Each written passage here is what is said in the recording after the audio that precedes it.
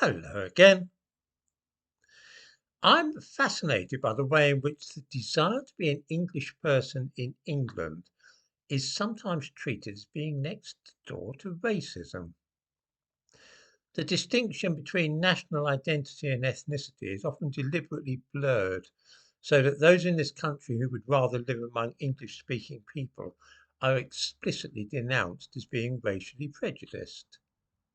Here, for instance, is a book about race and racism, written by somebody who lives in England. Bear in mind that the book is about racism. It's why I'm no longer talking to white people about race. Right, let me quote the author now and see how much of racism we can see here.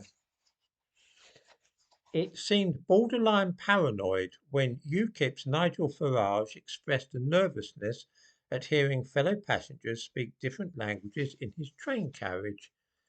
In a 2014 speech, he said, "The fact is that in scores of our cities and market towns, this country is, in a short time of space, become unrecognisable. Whether it is the impact on local schools and hospitals, whether it is the fact in many parts of England you don't hear English spoken anymore." You see what she's done there? She is hinting that anybody who notices that in many parts of the country it's more common to hear Romanian, Polish, or Ukrainian spoken than it is English is some kind of racist. Even being aware of this, let alone mentioning it out loud, is a sign of paranoia. This, then, is the kind of thing with which those of us who feel this way must contend. The fact that even noticing what is going on is seen as a sign of mental illness or racial prejudice. I, for one, do not buy into this. When I moved to Loughton, or to be precise, Debden, it's a town in Essex on the edge of London 25 years ago, it was 100% English speaking, and I shared a common heritage with everybody whom I met. All my neighbours, everybody in shops, I could understand them and their backgrounds and motivations. I knew that without exception these were people who had had relatives who served in the British Army and fought during two world wars.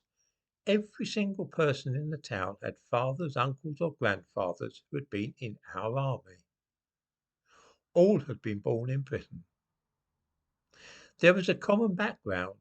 We all knew what kind of behaviour was correct and proper and observed the various conventions of English life. This was England. Today, that is no longer the case. In the street where the local supermarket in Debden stands, I am at least as likely to hear foreign languages being spoken as I am in English. On Sundays, Rectory Lane is full of Romanians who have taken over the little English church there, St. Nicholas. This is now a Romanian Orthodox church.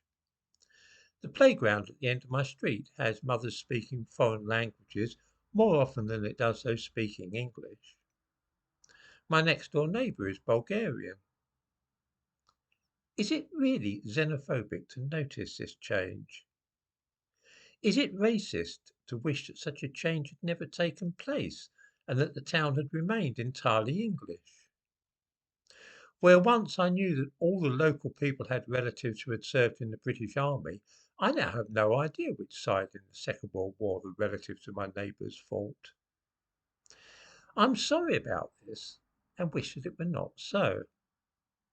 Or here is another example.